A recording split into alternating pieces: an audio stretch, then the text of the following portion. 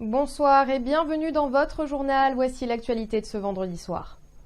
Le représentant de l'investisseur chinois et le maire de Saint-Paul ont signé ce matin une charte de l'emploi pour le futur hôtel, le Majestic. Coût de l'investissement, 4 millions d'euros acquis en 2017. Le groupe espère poser la première pierre à l'Ermitage avant la fin de l'année. Samuel Irlepen.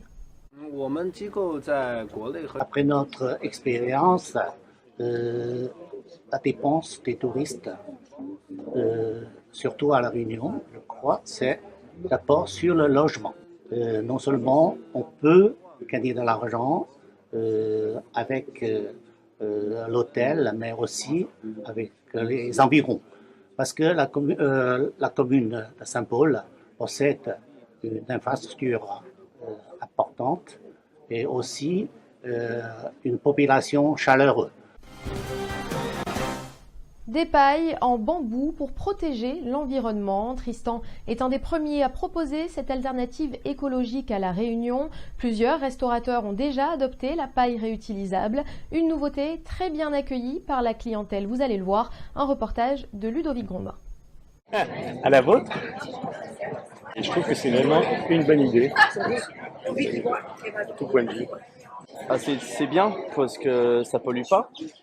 Par contre, on sent le goût du bois et c'est assez, ça perturbe un peu. Par contre, c'est sûr que c'est mieux que le plastique. De toute façon, moins on utilise le plastique, mieux c'est. Donc écologiquement, on s'y retrouve énormément, économiquement aussi. Et la clientèle aime beaucoup déjà cette démarche. Et il y a vraiment un côté fun en fait et vraiment ludique aussi d'avoir une paille comme celle-ci, c'est aussi très exotique. Et donc cette paille en fait est réutilisable, donc nous la lavons. On n'a pas encore assez de recul pour l'instant, mais je pense qu'une paille comme ça peut nous durer au moins 2 mois, je pense, d'utilisation. Moi, je me suis vraiment rendu compte vraiment de l'impact pour avoir une paille de restauration, une paille plastique en fait qu'on utilise spontanément par habitude depuis des années. L'impact sur la nature en fait, et j'ai vraiment pris conscience qu'il fallait vraiment faire quelque chose là. L'idée, elle est née ici en tant que client où on m'a servi avec mon super jus détox une paille en plastique. Et je me suis dit que ça collait pas. J'ai discuté avec les responsables du restaurant qui m'ont dit qu'ils n'arrivaient pas à trouver une alternative et pourtant ils y avaient envie. Techniquement, c'est tout simplement des branches de bambou, des tiges de bambou, je dirais à mesure. Elles sont coupées, elles sont séchées, elles sont poncées pour être bien agréables au niveau du toucher buccal. Et c'est pas forcément évident de discuter avec des professionnels de leur expliquer que maintenant ils vont laver des pailles. C'est vrai que c'est pas simple. Et ça coûte évidemment beaucoup plus cher que d'acheter des pailles en plastique. Par contre, elles sont réutilisables un certain nombre de fois, ça dépend dans quelles conditions on les utilise. C'est aussi des restaurateurs qui sont engagés, comme ici le patron de l'univers. Ils mettent un peu de côté la question du prix. Après, ils sont pas non plus prêts à payer ça à n'importe quel prix. Mais ils ont une motivation écologique qui leur permet de dépasser le frein simplement de regarder combien ça va me coûter. Et sur ce sujet, vous pouvez réagir avec cette question. Pourriez-vous vous passer des pailles en plastique? Nous attendons vos réponses en commentaire. La pâtisserie traditionnelle n'est pas épargnée par les additifs alimentaires, colorants, saveurs artificielles, autant de produits censés attiser la gourmandise. Alix a elle choisi de travailler sans ces additifs. Dans son atelier, les fruits font la couleur et le bio fait loi. Laurence Gilibert.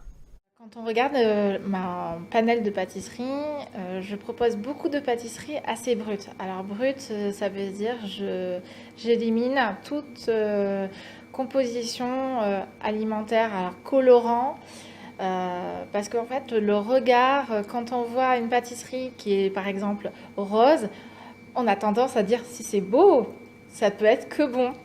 Et franchement, je suis pas tout à fait de cet avis, donc je préfère repartir sur du brut et de la couleur de l'aliment base. Par exemple, la poudre d'amande, elle est beige. Donc je vais de telle façon la retravailler que ça soit de cet aspect. J'ai fait dernièrement un gâteau où il fallait absolument colorer, donc j'ai pris de la myrtille. Et la myrtille, je vous assure, vous en mettez un petit peu, c'est un magique colorant naturel. Il faut amener même les plus petits à cette découverte. Moi, j'encourage vraiment les pâtissiers, les nouvelles tendances de revenir. On n'a pas assez de recul sur les colorants alimentaires.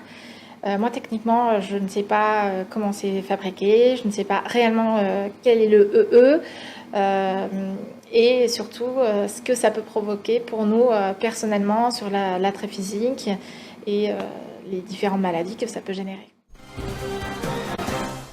Le cerveau du gang des Toits déféré au tribunal de Champfleury aujourd'hui après s'être rendu de lui-même aux forces de l'ordre. Il est soupçonné d'avoir orchestré pas moins de 7 cambriolages. S'il est ressorti libre du tribunal, il a néanmoins été placé sous contrôle judiciaire jusqu'à son procès renvoyé au 14 septembre. On écoute son avocat au micro de Soichon. Souvent, il faut quelqu'un qui ait la tête pensante. Et là, ça tombe bien, on a un jeune homme sous la main qui n'est pas mineur à la différence des autres. Et aujourd'hui, on est bien incapable de déceler dans l'ensemble de ces cambriolages lequel peut être reproché à ce jeune homme et lesquels ne peuvent pas lui être reprochés.